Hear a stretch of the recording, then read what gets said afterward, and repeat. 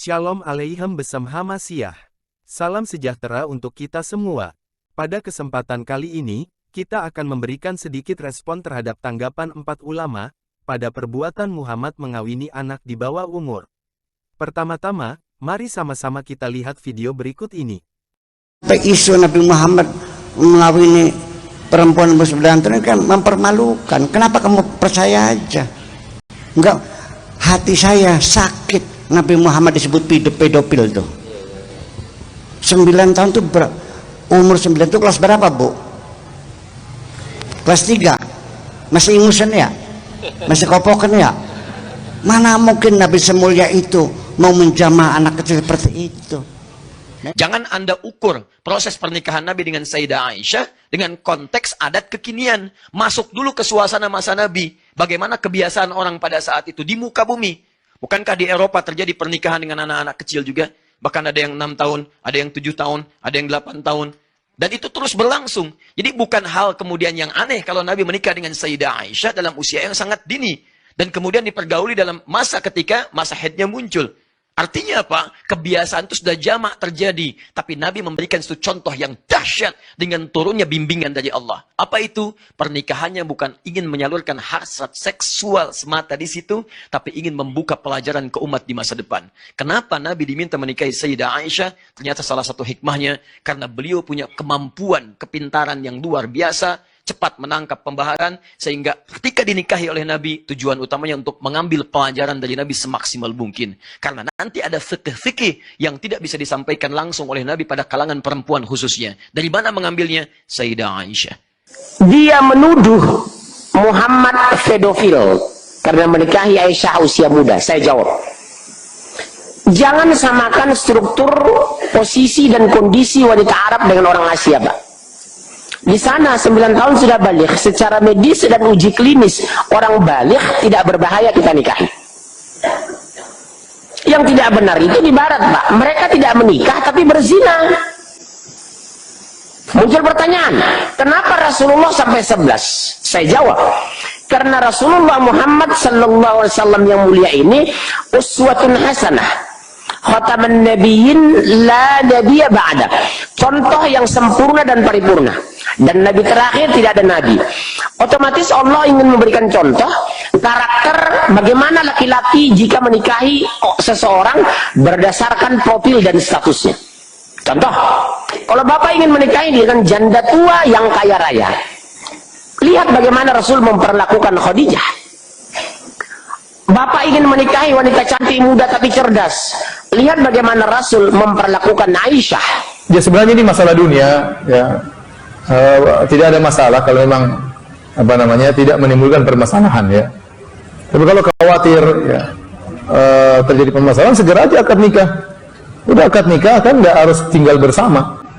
Akad nikah aja sudah selesai, yang penting sudah jadi suami istri, ya. Tinggal bersamanya bisa 9 bulan lagi, nggak ada masalah. Aisyah dinikahi oleh Nabi SAW tatkala berusia 6 tahun dan baru hidup serumah dengan Nabi tatkala berumur 9. Pada dasarnya, saya agak prihatin pada 4 ulama dalam video ini karena kelabakan dalam menanggapi perilaku pedofil Muhammad. Ustadz satu menyatakan menolak Muhammad disebut pedofil tanpa bisa memberikan penjelasan apapun. Ustadz 2 mengatakan pernikahan dengan anak di bawah umur biasa terjadi di Arab pada masa Muhammad dan menyatakan bahwa di Eropa pun terjadi pernikahan anak di bawah umur. Si Aisyah digauli ketika sudah balik atau puber. Muhammad mengawini anak di bawah umur itu karena bimbingan Allah. Muhammad ngawini si Aisyah dalam rangka mau mendidik. Ustadz 3 mengatakan bahwa usia 9 tahun itu sudah balik atau haid, berarti sudah bisa dinikahi atau dikawini. Meskipun masih anak-anak, di barat tidak menikah tapi berzina, Muhammad bininya banyak, karena Nabi terakhir, sehingga Allah mau memberikan contoh melalui Muhammad dalam hal pernikahan. Ustadz 4 pasrah mengakui Muhammad menikahi Aisyah usia 6 tahun, dan kumpul serumah pada saat usia 9 tahun. Berikut saya bacakan sebuah artikel yang berjudul Child Marriage in the West. Aisyah binti Abu Bakar menikah dengan Muhammad pada usia muda, khususnya 6 tahun, dan pernikahan tersebut dilakukan pada usia 9 tahun, bahkan mungkin lebih muda. Fakta ini tidak dapat disangkal. Menurut doktrin Islam, Muhammad dianggap sebagai teladan perilaku yang ideal, dan tindakannya dipandang mulia dan benar, terlepas dari kesalahan kecil. Umat Islam diharapkan percaya bahwa pernikahannya dengan seorang gadis muda dapat diterima. Beberapa Muslim memberikan pembenaran atas hal ini, seperti mengklaim bahwa anak perempuan menjadi dewasa lebih cepat di masa lalu atau bahwa Aisyah sangat cerdas. Namun, jelas dari ahadits, riwayat tentang kehidupan Muhammad, bahwa Aisyah masih praremaja ketika hubungan seksual mereka dimulai.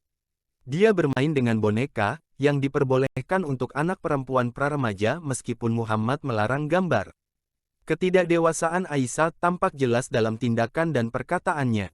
Penting untuk dicatat bahwa jika seseorang tidak setuju bahwa seorang pria berusia 50 tahun harus menikah dan melakukan aktivitas seksual dengan seorang gadis praremaja, maka mereka tidak dianggap sebagai Muslim ortodoks.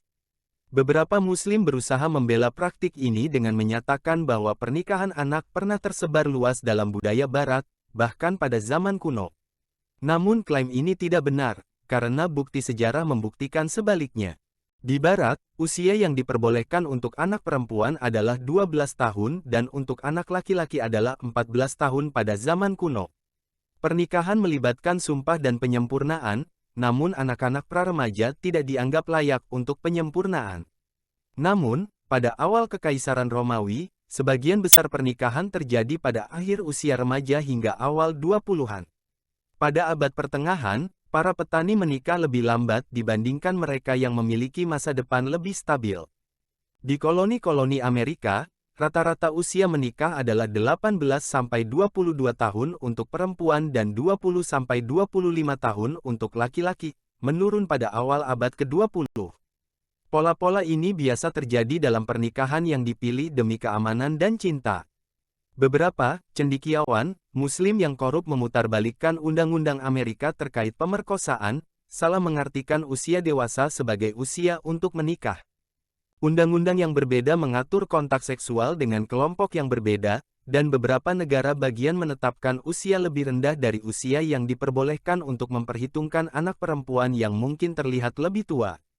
Delaware memiliki batas usia 7 tahun.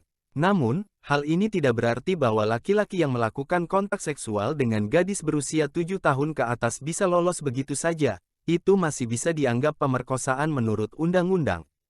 Hukuman untuk kekerasan seksual yang berat seringkali berupa kematian, sedangkan pemerkosaan menurut undang-undang tidak dihukum seberat itu.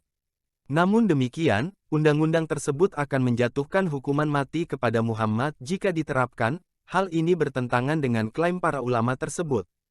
Di Amerika Serikat, terdapat kesalahpahaman mengenai tidak ditetapkannya usia minimum untuk menikah di banyak negara bagian.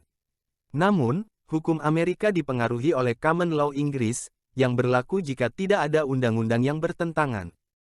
Penting untuk dicatat bahwa setiap negara bagian mengizinkan individu yang berusia 18 tahun ke atas untuk menikah tanpa persetujuan orang tua, meskipun undang-undang ini didasarkan pada hukum Skotlandia yang menetapkan usia pada 21 tahun. Jika pernikahan di bawah usia 18 tahun diperbolehkan, izin orang tua diperlukan, dan pernikahan tersebut harus memenuhi persyaratan minimum yang berlaku umum, seperti usia 12 tahun untuk anak perempuan. Undang-undang ini berakar pada budaya Barat, dengan asumsi bahwa anak-anaklah yang memulai pernikahan dan bahwa orang tua mempunyai kekuasaan untuk memveto perkawinan yang tidak pantas. Perlu disebutkan bahwa sangat sedikit anak perempuan yang memilih untuk menikah pada usia 12 tahun, dan sebagian besar orang tua di Barat tidak mengizinkannya. Seiring berjalannya waktu, persyaratan usia minimum untuk menikah telah dinaikkan di sebagian besar negara bagian, meskipun hanya mendapat sedikit perhatian.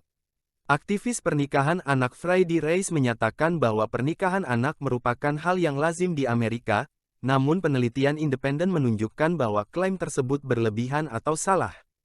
Namun demikian, memang benar bahwa norma-norma sosial saja tidak cukup untuk melindungi setiap anak perempuan dari pemaksaan perkawinan anak, terutama dalam budaya yang menganggap hal ini merupakan hal yang lazim. Meningkatnya imigrasi umat Islam ke Amerika telah membawa isu ini ke permukaan, dan sangat penting untuk merevisi undang-undang untuk melindungi terhadap pernikahan anak yang dipaksakan. Berbeda dengan norma-norma masyarakat Barat, para elit sejarah tidak mengikuti pola pernikahan tradisional. Para elit, dari zaman kuno hingga awal zaman modern, jarang memilih pasangannya sendiri, karena pernikahan seringkali didasarkan pada keuntungan politik dan ekonomi daripada cinta. Bahkan penjodohan dilakukan antara individu yang belum pernah bertemu, dan pernikahan dilakukan secara proksi. Sebuah survei terhadap pernikahan yang melibatkan Raja dan Ratu Inggris dari tahun 1066 hingga 1910 mengungkapkan bahwa sebagian besar pernikahan dilakukan antara usia 16 sampai 19 tahun. Beberapa pernikahan tidak pernah terwujud. Dari 46 perkawinan pertama, 18 diantaranya dapat dianggap sebagai perkawinan anak, karena perkawinan tersebut terjadi sebelum usia 16 tahun. Namun, tidak satu pun dari perkawinan tersebut yang dilakukan sebelum usia 12 tahun. Satu perkawinan antara seorang raja dan seorang gadis di bawah 12 tahun mempunyai perbedaan signifikansinya dibandingkan yang digambarkan oleh para cendekiawan Muslim. Richard II menikahi Anne dari Bohemia pada usia 15 tahun, dan meskipun mereka saling mencintai, pernikahan mereka tetap tidak memiliki anak. Richard dengan enggan menikah lagi dengan seorang putri Prancis berusia 6 tahun untuk menenangkan kekhawatiran para baronnya akan terjadinya perang saudara. Dia secara strategis menunda pelaksanaan pernikahan selama 10 tahun untuk menghormati mendiang istrinya. Pernikahan itu tetap belum terselesaikan ketika dia meninggal 4 tahun kemudian. Berbeda dengan narasi palsu yang disebarkan oleh para pembela Muslim, cerita yang ada bukanlah tentang seorang lelaki bejat yang memangsa seorang anak kecil. Sebaliknya, kisah ini berkisah tentang seorang raja yang dengan terampil mengatur istananya agar tidak mengkhianati kenangan akan istri tercintanya. Dari semua pernikahan kerajaan yang disebutkan, 4 di antaranya pasti dilakukan sebelum usia 16 tahun, dengan 2 pernikahan terjadi pada usia 14 tahun dan 2 pernikahan terjadi pada usia 15 tahun. Mary dari Bohun menikah pada usia 12 tahun dan diam-diam melakukan pernikahannya pada usia 14 tahun, mengakibatkan seorang anak yang sayangnya meninggal tak lama setelah lahir. Eleanor dari Kastilia menikah pada usia 13 tahun dan hamil pada usia 14 tahun, tetapi lahir mati menyebabkan pasangan tersebut berpantang selama beberapa waktu. Philippa dari Hainault menikah pada usia 13 tahun dan melangsungkan pernikahannya pada usia 15 tahun, sedangkan Mary kedua melakukan pernikahannya pada usia 15,5 tahun. Contoh-contoh ini menyoroti pentingnya kepekaan untuk tidak membahayakan nyawa pengantin muda. Sebelum usia 16 tahun, ada 3 perkawinan yang tanggal pasti penyembahannya tidak pasti karena kurangnya anak. 2 pernikahan anak, termasuk pernikahan Isabella dari Valois, juga tidak terselesaikan. Ada kemungkinan bahwa salah satu dari 3 pernikahan lainnya yang dipertanyakan juga tidak terselesaikan. Dalam 9 pernikahan anak lainnya, bukti menunjukkan bahwa penyempurnaan ditunda sampai perempuan tersebut setidaknya berusia 16 hingga 18 tahun, atau bahkan lebih lambat lagi jika pasangan tersebut tidak menyukai satu sama lain. Penting untuk dicatat bahwa para pria yang tidak melakukan hubungan seks sebelum istri mereka berusia 16 tahun belum tentu merupakan individu yang baik atau penuh perhatian, terlepas dari kebangsawanan dan status mereka. Sebagian besar mempunyai simpanan dan bahkan menekan istri mereka untuk menghormati simpanan tersebut. Lebih jauh lagi, perlu disebutkan bahwa bahkan simpanan dari orang-orang ini tidak lebih muda dari 16 tahun dalam rentang waktu hampir 1000 tahun. Kisah Margaret Beaufort menjadi contoh dampak pernikahan muda. Menikah pada usia 12 hingga 24 tahun, dia melahirkan pada usia 13 tahun tetapi sangat menderita, sehingga dia tidak mampu memiliki anak lagi. Namun, anaknya kemudian menjadi Henry VII dan memiliki klaim kuat atas tahta. Dalam Romeo dan Juliet, Shakespeare sengaja menggambarkan Juliet berusia 13 tahun untuk menampilkan ketidaknyamanan pernikahan anak, serupa dengan persepsi penonton kontemporer tentang pernikahan pada usia 16 tahun. Hal ini dilakukan untuk menekankan tragedi tersebut dan meminta pertanggungjawaban orang tua Juliet. Dalam budaya Barat, fokus pada memiliki anak laki-laki demi keamanan finansial dan fisik perempuan kurang menonjol dibandingkan dengan budaya Arab dan Yahudi. Di kalangan petani Barat, para janda akan mewarisi seluruh harta warisan jika tidak mempunyai anak, dan kekhawatirannya lebih besar pada memiliki terlalu banyak anak, bukan terlalu sedikit. Akibatnya, pernikahan anak jarang terjadi di kalangan petani, sebaliknya, gadis petani biasanya menikah pada usia 20-an. Pasangan akan menunggu sampai mereka memiliki cukup uang atau warisan sebelum memulai sebuah keluarga. Jika tidak ada anak, seringkali keponakan laki-laki atau perempuan akan menjadi ahli waris dengan imbalan menggarap tanah petani. Para janda bangsawan mewarisi bagian yang lebih kecil, namun mereka masih memiliki masa depan yang aman secara finansial. Laki-laki bangsawan mencari istri dan anak yang sehat, biasanya menikahi wanita berusia 16 hingga 18 tahun, untuk memastikan mereka sudah berkembang sepenuhnya untuk mencegah gangguan pada kemampuan mereka untuk memiliki lebih banyak anak. Pernikahan bangsawan muda terutama bertujuan untuk aliansi keluarga atau pertukaran tanah.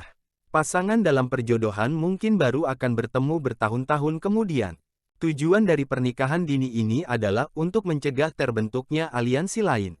Peran istri bangsawan menuntut kedewasaan, baik lahiriah maupun intelektual. Sebelum melangsungkan pernikahan, pasangan muda seringkali tinggal terpisah untuk mencegah aktivitas seksual dini. Bahkan setelah berpura-pura hidup bersama, penyempurnaan sebenarnya seringkali ditunda selama 1 tahun atau lebih karena kurangnya keakraban atau preferensi pribadi pasangan tersebut. Marie Antoinette dan Louis ke-16 dari Prancis terkenal menunda perjodohan mereka sampai dia berusia 22 tahun dan dia berusia 23 tahun. Kurangnya minat seksual dan ketidakpedulian mereka terhadap satu sama lain menghambat proses tersebut. Demikian pula, Eleanor dari Aquitaine dan Louis ke-7 dari Prancis tidak mempunyai anak sampai ia berusia 23 tahun, karena pernikahan mereka dilaporkan tidak memiliki hubungan intim. Melangsungkan perkawinan sebelum usia dewasa mempunyai risiko, karena pembatalan perkawinan dapat dilakukan dengan mengingkari perkawinan setelah pubertas tetapi sebelum penyempurnaan. Hal ini menyebabkan menurunnya pernikahan pra-penyempurnaan, meskipun perjodohan tetap umum di kalangan bangsawan dan keluarga kerajaan hingga abad ke-19 dan ke-20. Usia persetujuan ditetapkan pada 12 tahun untuk melindungi legitimasi anak-anak. Perempuan lajang yang memiliki anak tanpa dukungan segera menghadapi rasa tidak aman, sehingga memerlukan ayah atau warisan. Meskipun masyarakat barat tidak menyetujui perempuan muda menikah dengan laki-laki yang lebih tua atau perempuan yang menikah sebelum usia 16 tahun, pernikahan ini masih diperbolehkan secara hukum. Namun, kasus-kasus penculikan gadis-gadis muda karena adanya paksaan dari wali atau keluarga telah didokumentasikan, dan pernikahan ini seringkali dibatalkan di pengadilan. Pernikahan antara perempuan berusia 20-an dan laki-laki berusia 60-an diremehkan namun tidak ada jalur hukum. Selanjutnya mari sama-sama kita lihat hadis-hadis yang mengisahkan pernikahan pedofil Muhammad. Narrated Aisha, that the Prophet married her when she was 6 years old and he consummated his marriage when she was 9 years old, and then she remained with him for 9 years, i.e., till his death. Dikatakan bahwa Muhammad menikahi Aisyah ketika dia berusia 6 tahun, dan menyetubuhinya ketika berusia 9 tahun. Bahkan judul dari pasalnya adalah menyerahkan anak perempuan dalam pernikahan. Sungguh luar biasa ya, jika kurang puas dengan hadis berbahasa Inggris, bisa dibaca dalam hadis berbahasa Indonesia. Dikatakan bahwa Nabi Shallallahu Alaihi Wasallam menikahinya saat ia berumur 6 tahun, dan ia digauli saat berumur 9 tahun. Dan Aisyah hidup bersama dengan beliau selama 9 tahun. Jadi, memang pedofil kan Muhammad itu.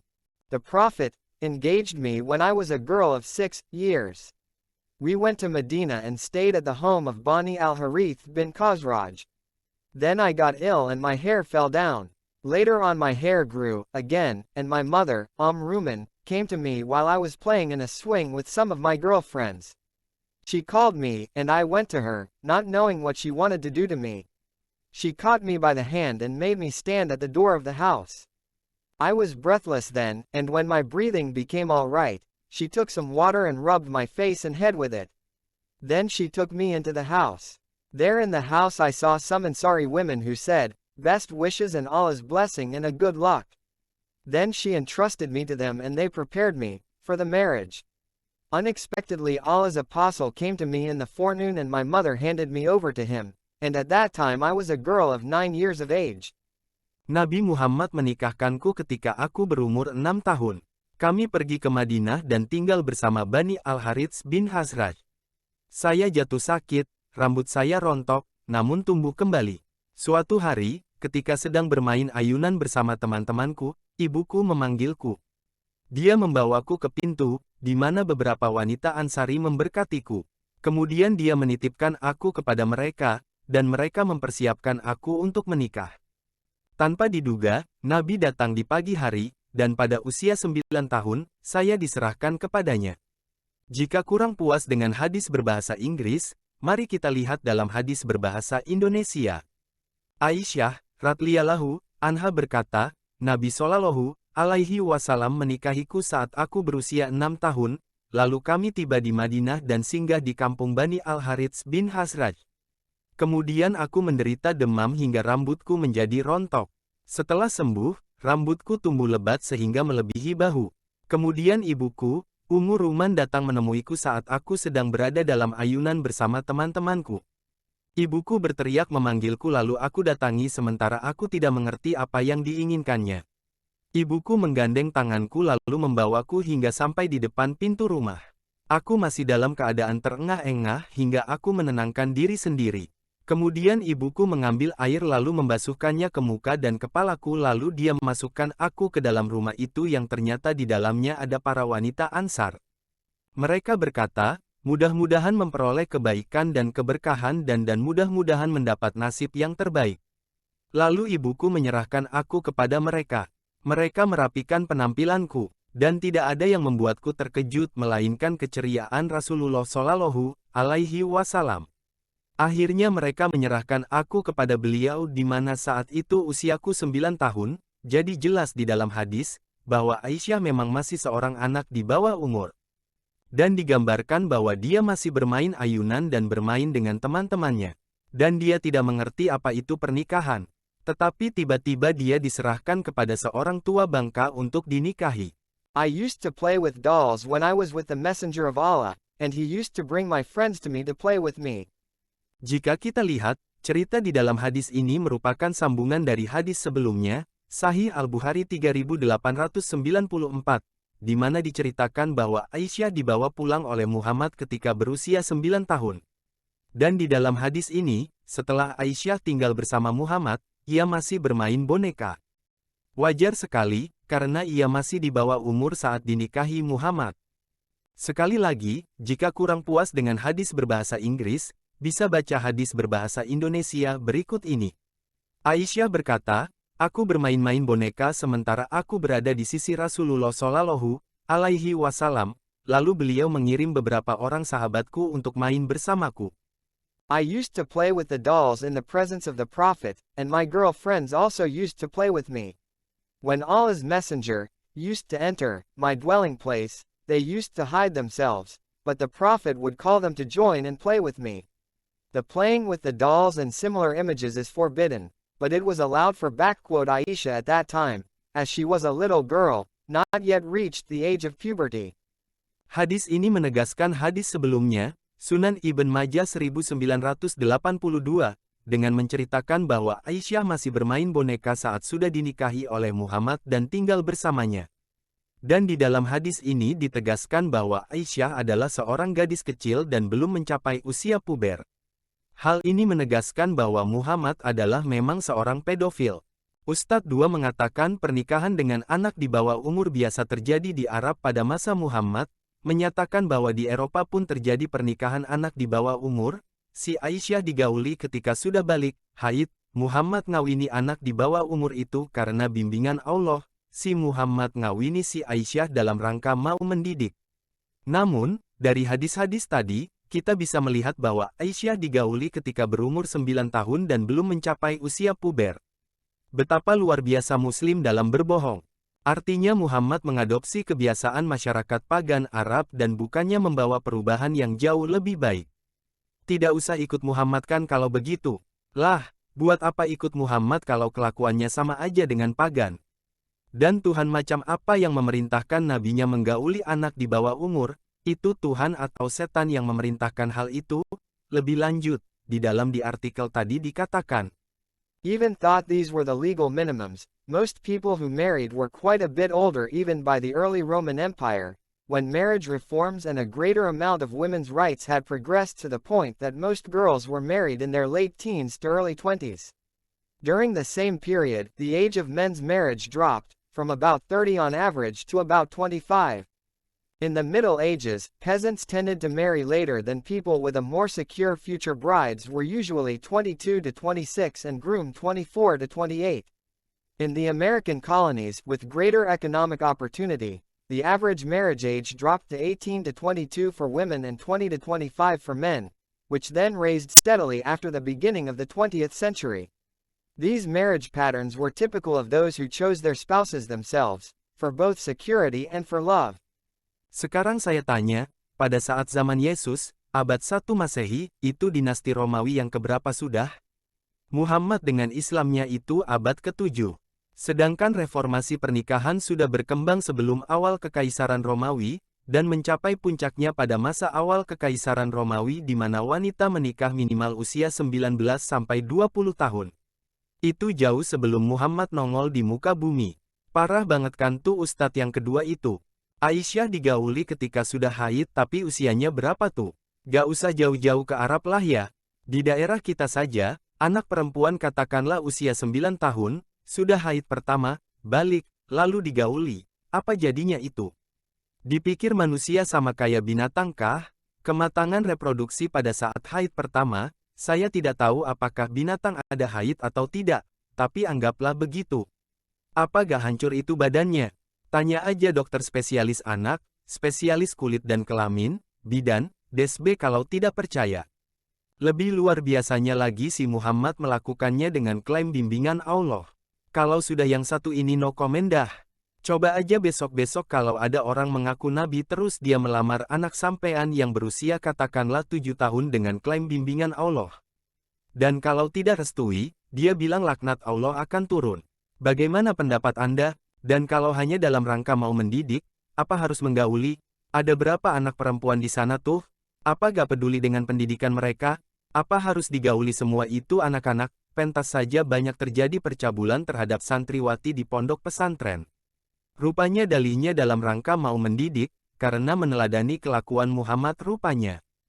Ustadz 3 mengatakan usia 9 tahun sudah balik, haid, berarti sudah bisa dinikahi, bisa digauli, meskipun masih anak-anak. Di barat tidak menikah tapi berzinah, Muhammad bininya banyak, karena nabi terakhir, sehingga Allah mau memberikan contoh melalui Muhammad dalam hal pernikahan. Yah, masuk akal. Itulah sebabnya para pengikut Muhammad memiliki lebih dari satu istri karena meniru Muhammad. Usia 9 tahun sudah bisa dinikahi ini bagi saya itu omongan stres. Soal kematangan fisik sudah saya bahas tadi. Soal kematangan psikis pun belum ada. Bisa tanya ke psikolog atau guru SD lah. Dan pasti orang tua pun tahu karakteristik anak usia 9 tahun itu kayak apa. Di barat tidak menikah tapi berzinah kata si ustadz yang ketiga ini. Ya gak usah jauh-jauh lihat ke barat, di negara sendiri pun ada.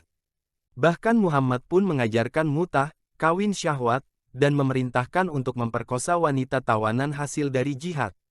Nah, kalau soal menikah sampai punya 13 istri, ustadz tadi salah sebut 11 istri, ya itu mungkin hadiah sebagai nabi terakhir kali ya. Semacam ucapan terima kasih dari Allah barangkali. Ustadz yang ke-1 dan ke-4 tidak saya bahas karena mereka berdua tidak banyak omong. Lebih lanjut, jika kita lihat dalam tafsir Universitas Islam Madinah tentang surah At-Talaq ayat 4 dikatakan bahwa yang dimaksud dengan perempuan-perempuan yang tidak haid, adalah perempuan yang belum mencapai masa haid karena umurnya yang masih kecil. Dan masa idah mereka adalah 3 bulan. Artinya di dalam Islam memang diajarkan untuk menikahi anak-anak. Hal ini dibuktikan dengan adanya aturan tentang menceraikan anak-anak perempuan. Masa idah adalah masa tunggu seorang perempuan sebelum boleh menikah lagi, pada umumnya berdurasi 3 bulan. Dan kita akan melihat lebih jelas apa itu idah di dalam surah Al-Ahzab ayat 49, di mana dikatakan bahwa perempuan jika tidak pernah digauli di dalam pernikahan maka tidak memiliki masa idah. Lalu mengapa di dalam surah At-Talaq ayat 4 perempuan kecil yang belum cukup umur juga memiliki masa idah? Sebenarnya benang merah antara surah At-Talaq ayat 4 dengan surah Al-Ahzab ayat 49 terlihat sangat jelas. Anak di bawah umur, bahkan belum haid, sah untuk dinikahi dan digauli di dalam Islam. Itulah sebabnya mereka, para anak perempuan di bawah umur itu memiliki masa idah. Itulah sebabnya di dalam surah At-Talaq ayat 4, Muhammad mengajarkan para pengikutnya tentang tata perceraian anak di bawah umur yang sudah mereka gauli itu. Jika kurang yakin, silahkan baca surah Al-Ahzab ayat 49 berikut ini. Dan silahkan juga baca tafsir Imam Masjidil Haram atas surah Al-Ahzab ayat 49 berikut ini. Baik, saya akhiri eksposisi saya kali ini dalam membantu 4 ustadz tadi dalam menyikapi pandangan bahwa Muhammad adalah seorang pedofil. Sampai jumpa kembali pada kesempatan berikutnya. Shalom Aleichem Besam Hamasyiah.